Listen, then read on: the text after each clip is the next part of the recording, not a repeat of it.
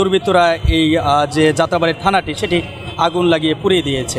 আজকে দেখলাম যে পুলিশ সদস্যদেরকে নিয়ে আপনারা যারা আন্দোলনকারীরা ছিলেন মানে শিক্ষার্থীরা তারা আবার আজকে থানায় নিয়ে আসলেন। আসলে আগামী যে আপনারা যে বাংলাদেশ দেখতে চান আসলে কী ধরনের বাংলাদেশ আপনারা উপহার দিতে চান? হ্যাঁ, আমরা কঠোর পরিশ্রম এবং হত্যা রক্তার অনেক ত্যাগের বিনিময়ে এখানে বিভিন্ন ঝড়ঝাপটা সহ্য করে আমরা দেশের স্বাধীনতা ফিরিয়ে এনেছি। আমরা চাবো আগামী মাসে এমন একটা বাংলাদেশ হোক যে বাংলাদেশের মধ্যে আমরা সকলে কোনো বৈষম্য ছাড়া কোনো দল মত নির্বিশেষে সকলে একসাথে বসবাস করবো, একই ছাদের নিচে এসে আমরা হিন্দু মুসলিম বলতে সকলে একসাথে থাকবো, কোনো বৈষম্য থাকবে না। আমি একটা এমন বাংলাদেশ চাবো যে বাংলাদেশের মাঝে আসলে এই থানা যে দুর্বৃত্তকারীরা পড়েছে তা আমরাই স্টুডেন্টরা পুড়িয়েছে বা সর্বমহলা এসে কিন্তু এটার মধ্যে আক্রমণ করছে। আমরা চাবো এমন একটা বাংলাদেশ গড়তে যে বাংলাদেশের মধ্যে এসে এই থানার মধ্যে আসা সুষম বিচারটা পাবে সকলে। এমন একটা বাংলাদেশ চাই যে বাংলাদেশের মধ্যে যে আপনার স্বাস্থ্য যে ব্যাপারটা এখানে সর্ববলে মানুষ যা স্বাস্থ্য পাবে। তারপর হচ্ছে আমরা এমন একটা সমাজ চাই যেই সমাজের মধ্যে কোনো বৈষম্য থাকবে না।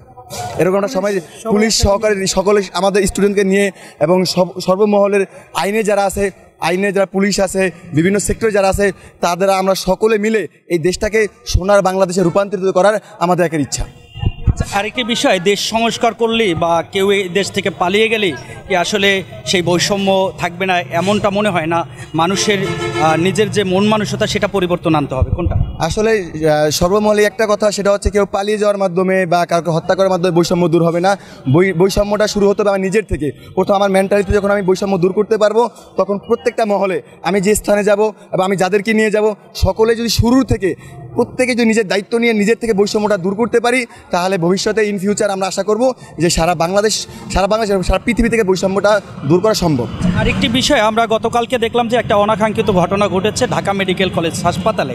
আসলে এই ধরনের ঘটনা প্রতিনিয়তই ঘটছে। আসলে কি আপনারা যে প্রত্যয় নিয়ে এই আন্দোলন করেছিলেন আসলে কি আপনারা এটি আশা করছিলেন? না, আমরা আসলে যেই আশা নিয়ে বা যেই ত্যাগের বিনিময়ে আমরা দেশকে স্বাধীন করেছি অনাকাঙ্ক্ষিত ঘটনা এটা হচ্ছে কোনো একটা কুচক্রী মহল আইসা দেশের মধ্যে অস্থিতিশীল পরিবেশ করার জন্য চেষ্টা করতেছে তাদের জন্য আপনাদের পদক্ষেপ এটা হচ্ছে আমাদের কাছে আমার স্টুডেন্টরা পাওয়ার আছে এতটুকুই। এটা আইন দেখবে, দেশের আইন আছে, দেশের বিচার ব্যবস্থা আছে, হাইকোর্ট আছে, উপরমহলে যারা আইনের সাথে জড়িত তারা দেখবে বিষয়টা আসলে কি হচ্ছে কেন হচ্ছে এটা তাদের দায়িত্বে। এখন প্রত্যেকটা থানা চালু হচ্ছে, প্রত্যেকটা জায়গায় ওসি ডিসি ওনারা আসছে, তাদের কার্যক্রম শুরু করে আমরা আশা করবো আমরা হেল্প করবো ছাত্ররা তাদেরকে কোথায় কি অনিয়ম ঘটছে আমরা তাদের হেল্প করবো ভালোটা কাজ করার জন্য।